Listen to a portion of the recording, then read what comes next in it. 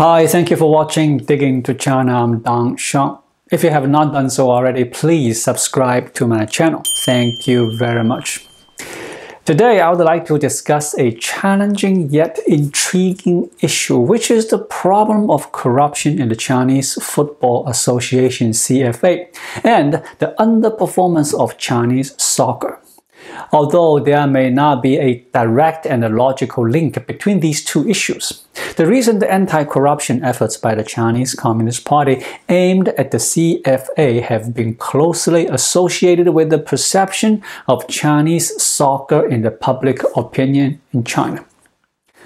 On March 24th, the Discipline Inspection Committee and the Supervisory Committee of Hubei Province announced simultaneous news of the investigation into the CFA's leaders. Wang Xiaoping, the secretary of the CFA's Disciplinary Committee, and Huang Song, the director of the CFA's Competition Department, were arrested. Since the arrest of Li Tie, the head coach of the Chinese national men's soccer team in November of last year, almost all key positions in the CFA, including the president and other officials, have been implicated in the corruption scandal and arrested. However, the Chinese General Administration of Sport has portrayed this as a significant achievement in the history of Chinese soccer during the recent two sessions of the National People's Congress and the Chinese People's Political Consultative Conference. Gao Zhidan, the director of the GAS, stated during the sessions that they will take decisive action to combat corruption and illegal gambling in soccer and other areas. And the CFA also announced a shift in focus to youth training. Almost all key positions within the CFA, including the president, the vice president, the secretary general, director of competition department, and head of the disciplinary inspection committees, have been implicated in corruption from the end of last year until now, with many of them being arrested. This indicates that corruption is pervasive within the CFA, and funding individuals who are not involved in corruption is rare. I believe that the status and the role of the CFA in Chinese society are similar to those of the Chinese Communist Party. The challenges faced by the CFA mirror those faced by the CCP. In a way, the CFA can be seen as a microcosm of the CCP. The Chinese Football Association wields immense power and control of Chinese soccer, much like the Chinese Communist Party in China. The CFA's authority and influence are boundless, mirroring that vast power of the CCP. Despite CFA's mismanagement, incompetence, and corruption, the Chinese soccer market remains one of the most vibrant and active markets in Asia and even the world. This parallels the CCP's management of China, where, despite its flaws, China's massive market economy remains dynamic and rapidly growing. The prosperity of China's soccer market is similar to the overall prosperity of the Chinese market. This understanding sheds light on China's economy. Regardless of President Xi Jinping's mismanagement, China's economy remains resilient, massive in scale, and inherently powerful. Just like the impact of the CFA on Chinese soccer, the soccer market driven by millions and millions of Chinese fans remains robust. While competent soccer association could enhance the soccer market, even with a dysfunctional soccer association, it will be difficult to completely destroy the soccer market. Similar to how the CCP regulates capitalism with red and green lights to control its development without causing economic collapse. Despite the inconvenience caused by the zero-COVID policy, the Chinese people, like the Chinese economy, remain resilient and diligent in maintaining China's economy. Therefore, we must not equate a good economy with a good CCP, as there are separate concepts. Understanding the characteristics of the CFA can provide insights into understanding the CCP. The Chinese Football Association is known for its aggressive anti-corruption measures, surpassing those of any other institution in China. A closer look at the history of the CFA reveals that a majority of its chairpersons, along with vice chairpersons and the secretary generals, have been imprisoned, with only a few exceptions. Despite these robust efforts, the CFA continues to be plagued by corruption, much like the Chinese Communist Party. This challenges the notion that strong anti-corruption efforts equate to low level of corruption, as exemplified by the CFA's situation. When Xi Jinping assumed the power, he immediately launched an extensive anti-corruption campaign. Some individuals praised the Chinese Communist Party's supposed ability to reform itself, with figures like Jack Ma being lauded. They claimed that only the CCP could repair itself. However, anti-corruption efforts do not automatically signify an end to corruption. In the guise of cracking down on opponents, Xi Jinping may actually be contributing to even greater corruption within the party. Renowned author Shen Dong, who wrote Red Roulette, made a crucial observation that Xi Jinping's establishment of lifelong rule is the most significant form of corruption, the biggest political corruption. The CCP seems to imply that anti-corruption efforts would eradicate corruption, but that's not the case. In reality, the CCP's anti-corruption campaign may foster new forms of corruption. Xi Jinping has even mentioned previously that there should be no corruption after the 18th National Congress, but instances of corruption still persist even after the event. Xi Jinping's so-called anti-corruption campaign lacks systemic reforms, making its success unlikely. This pattern is also evident in the Chinese Football Association.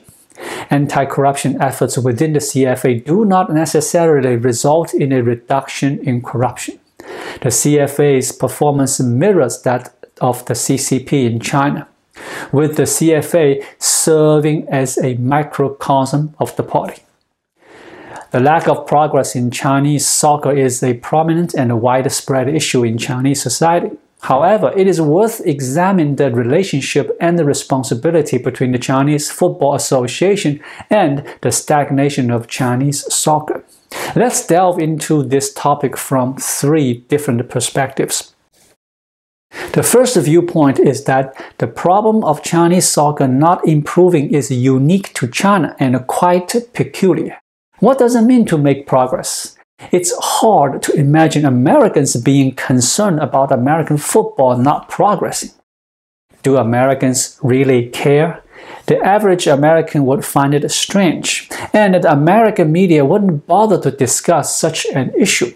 Because Americans are most passionate about American football, not soccer. They don't care if other countries don't like American football. Whether other countries like it or not is none of my business. I simply enjoy American football. I love watching the Super Bowl, and whether you like it or not is not my concern. If I'm not good at soccer, something I don't like, so what? It doesn't matter. American society wouldn't discuss issues like soccer not progressing.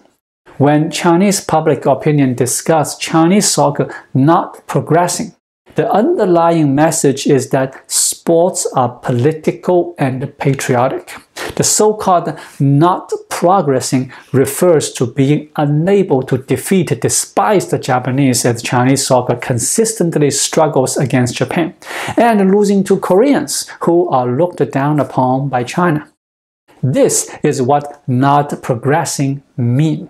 This perspective itself is pathological.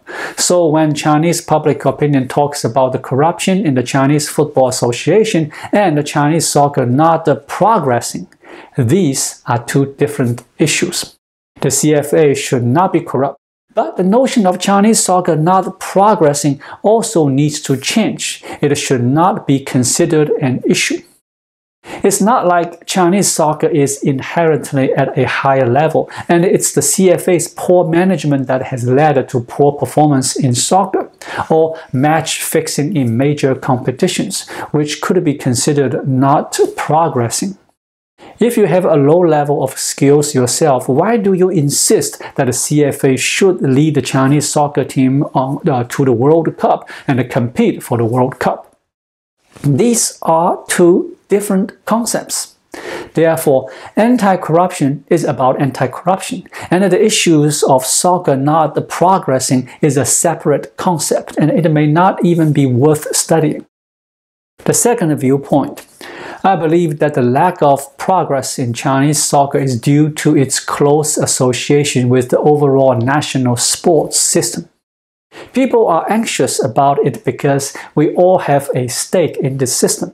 When we can't produce good players, we resort to bring in foreign players, usually Brazilians, and even change their nationality and register them in Beijing or Shanghai. It's a desperate attempt to improve through the national sports system. So when the desired results are not achieved in soccer matches, Chinese public opinion becomes angry and anxious, blaming the national sports system and the people's support for the failure in soccer. This national sports system is fundamentally incompatible with the nature of soccer as a sport. It's ridiculous to see how President Xi Jinping gives specific instructions on how the national team should play, including how to pass, make long passes, defend, and more, as reported by Xinhua News Agency. Is this not an example of the national sports system interfering in soccer?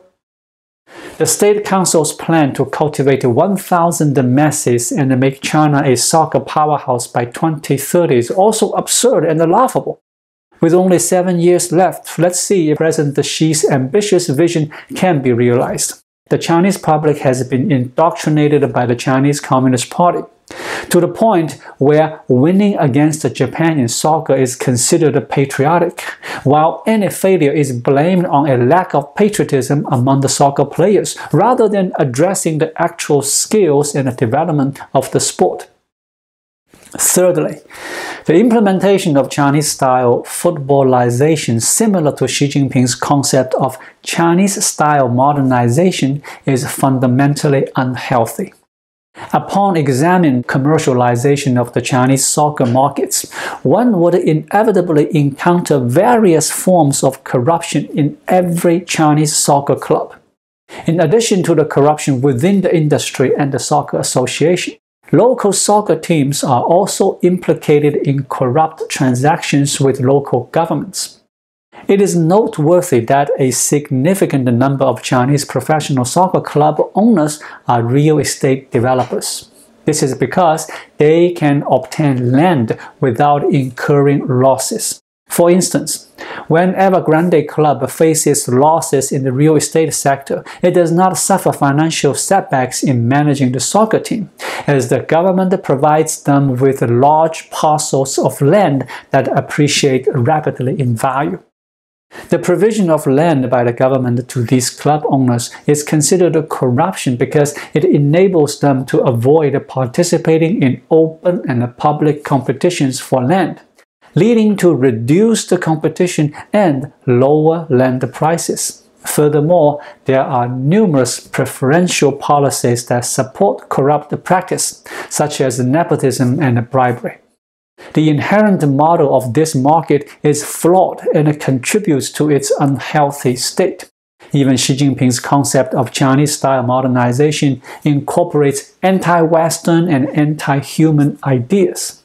The design of this concept of modernization is inherently perverse and flawed, making it unlikely to yield positive results. The so-called market-oriented reform of Chinese soccer from its inception has been associated with corruption. But in the pursuit of soccer improvement, people have tacitly accepted and indulged in such corrupt practice. In order to enhance the level of Chinese soccer, it is crucial to focus on soccer skills rather than political or patriotic considerations. The fundamental approach to elevate the Chinese soccer should be a return to the essence of the game itself. Soccer is a competition, a game, and if Chinese people develop a genuine passion for playing soccer, the level of Chinese soccer will naturally improve. While soccer associations in some Latin American countries may be more corrupt than the Chinese soccer associations, this corruption does not fundamentally hinder the development of soccer skills.